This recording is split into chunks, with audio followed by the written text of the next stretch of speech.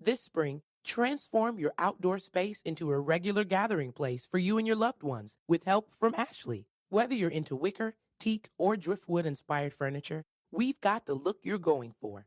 Add in accessories like string lights and beverage tubs to take your patio party from basic to curated and enjoy cozy evening vibes with a new fire pit. Visit Ashley.com or stop by your local store and find affordable pricing and expert support today. Shop and save today, only at Ashley. Hey mama, have you been looking for guided meditations that can really speak to this journey of motherhood? Then check out the Meditation for Moms podcast. Free guided meditations that are here to help support you throughout the entire journey of motherhood. Motherhood is no joke. It's full of incredible highs, heartbreaking lows, and everything in between. Meditation for Moms gives you guided meditations that will speak to your soul no matter what season of motherhood you're in. Listen for free today. Follow Meditation for Moms on your favorite podcast player. This is Optimal Relationships Daily, episode 1759. Can couples really recover from an affair? A comprehensive toolkit for healing from infidelity. By Dr. Kathy McMahon of couplestherapyinc.com. Hello, everybody. Happy Saturday, and thanks for tuning into ORD once again.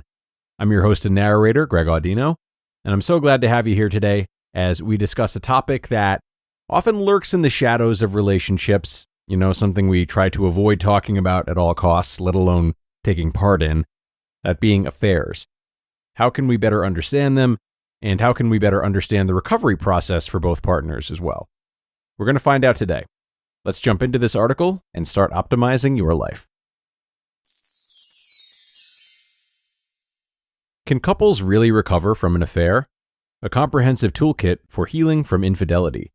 By Dr. Kathy McMahon of couplestherapyinc.com. I'm married and having an affair. Can my relationship really recover? Absolutely. Healing from infidelity is not just about what you do or don't do physically with someone else.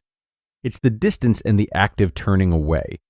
The involved partner strays from a stance of trust and transparency with their committed chosen partner long before the infidelity. Your marriage does not necessarily have to end in divorce because you had an affair. Even though admitting the affair to your spouse will cause a lot of grief and heartache and anger, the odds are that your marriage will survive if you both want it to. Couples counseling for infidelity can help. What advice do you have for couples in affair recovery counseling? This advice may seem counterintuitive. Come clean and disclose wisely. Coming clean and being honest are powerful. However, it's not very common. When most spouses get caught cheating, their first instinct is damage control. This is a really destructive phase that adds one betrayal to another. Not only were they involved with someone else, but they're now lying about the extent of the involvement. Keeping the affair a secret is the first lie. But intimacy gets worse when the involved spouse minimizes the involvement, avoids discussing their commitment, or downplays the significance of the affair. Attempts to contain the situation by lying are not a winning strategy for rebuilding trust. The involved partner may totally deny the affair initially. They may try to deny any technological contact. Deleting texts, emails, and messages in a panic is a common step. Dribbling out information in an agonizingly slow fashion, called titrating, can also be common. This can arguably be called emotionally abusive. Other involved partners totally shut down and they stone. Some engage in gaslighting. Minimizing the affair emotionally, we're just good friends, she's going through a hard time, is also common. Minimizing the affair physically. We're just coworkers, we text each other sexy stuff as a joke. That never works. Few spouses consider this kind of talk between coworkers to be funny. And some engage in total amnesia about when it began, how it started, and when it ended, if it ended at all. They may tell their spouse, "I can't remember," and mean it sincerely. Containing who you disclose to is wise. It's hard to consider the long term when the hurt spouse's trust and certainty in your marriage turns from concrete to shifting sand. Women often reach out to friends, family, and even their own children before turning to a marriage counselor. This has lasting effects.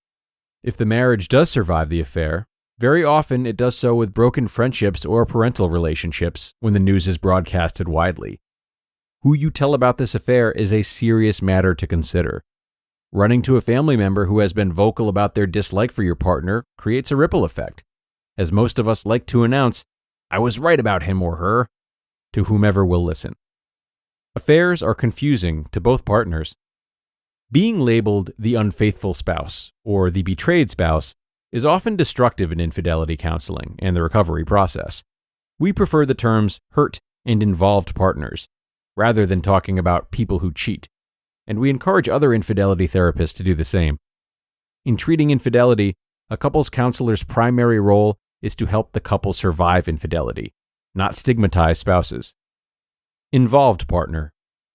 The first thing many involved partners ask us is, "What happened? Why did I blow up my marriage and my life?" They may tell themselves a narrative of how they got involved, but not be clear on why they would do something so destructive to their marriages. Equally explosive is the reality that many of the involved partners may give up their affair partners reluctantly. They may still long for the feelings the affair created for them, in power, desirability, excitement, and even danger. Some want to talk to the affair partner privately to process the necessity for a breakup. This in itself can be volatile, as promises might have been made and are now broken. Hurt partner. Hurt partners often ask, "How could he or she do this to me?" It's a question that is seldom answered to the hurt partner's satisfaction. Rumination and obsession are common. Rumination is not an emotional process. It's a repetitive habit of mind. Many hurt partners say that they're just trying to understand. Rumination and obsessive thoughts. The rumination and obsession of the hurt partner have predictable themes. They blame and attack seemingly out of nowhere. They ask questions about specific activities with the affair partner.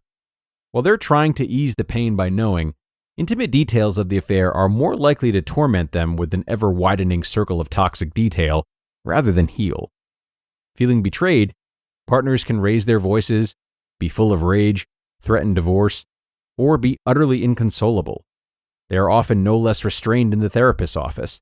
Their pain is evident. It's perfectly fine for the hurt partner to describe their emotions in vivid detail, but expressing them abusively is not. There are all types of affairs. There are also all types of affairs, physical affairs being just one of them. In fact, when weighing anonymous liaisons longer term against emotional affairs with well-known people, the long-term secrecy may be much less damaging. Affairs have predictable phases. The first phase for the hurt partner is shock. "How could he do this to me?" is a question that has probably existed in relationships from the beginning of love. I imagine that this question has been asked by hurt partners for thousands of years. Shock is held in the body and in the mind.